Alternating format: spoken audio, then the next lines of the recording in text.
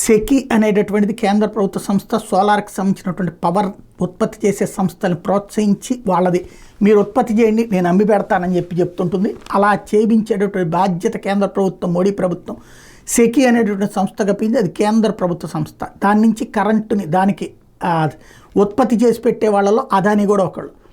దానికి సంబంధించి కొన్ని రాయితీలు కూడా సెకి ఇప్పిస్తూ ఉంటుంది. అందులో భాగంగా ఆంధ్రప్రదేశ్కి కరెంట్ ఇస్తే అదాని నుంచి సెకి తీసుకుని ఇస్తుంటే దాన్ని చుట్టూ రాజకీయాలు నడిపి అదాని మీద ఎవడో విద్వేషంతో రాసినటువంటి వార్తల్ని బేస్ చేసుకుని దాని మీద అడ్డదిడ్డంగా మన ఆంధ్రప్రదేశ్ ప్రజల్ని తప్పుదోవ పట్టించినటువంటి మీడియా, తప్పుదోవ పట్టిస్తూ ఉన్నటువంటి మీడియా, తర్వాత సెకీని కూడా దోషిగా చూపించే ప్రయత్నం చేసినటువంటి మీడియా, సగం నాలెడ్జ్తో ఎవరి మీదనో ద్వేషంతో ఏదేదో అబద్ధ కథనాలు రాసుకొచ్చేటటువంటి మీడియా.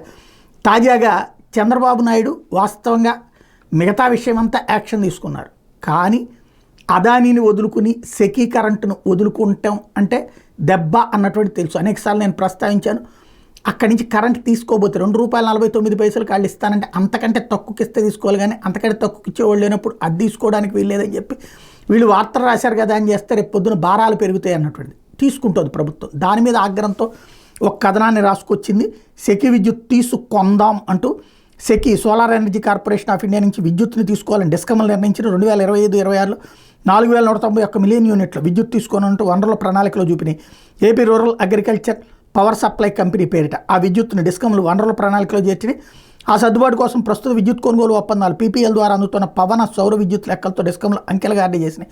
ఏడాదిలో ముగిసే పీపీఎల్ లేకున్నా వచ్చే ఏడాది పునరుత్పాదక విద్యుత్ 2,711 MUలు తగ్గుతుందని డిస్కమ్లు ప్రణాళికలో పేర్కొన్నాయి. ఆ విద్యుత్తును సర్దుబాటు చేసే వివరాల మీద స్పష్టత ఇవ్వలేదు. సెకీ అదానీ ఒప్పందం మీద ముందుకు వెళ్లేందుకే డిస్కమ్లు ఇలా చేశాయని స్పష్టత వచ్చిందంటూ వీళ్ళకెళ్ళే ఇంకొక కథనాన్ని రాసేశారు. దొంగ కథనాలతో ప్రజల్ని మోసం చేయొచ్చు, కానీ తెలియని వాడిని మోసం చేయొచ్చు. తెలిసినోడికి చెప్పచ్చు, తెలియనోడికి చెప్పచ్చు.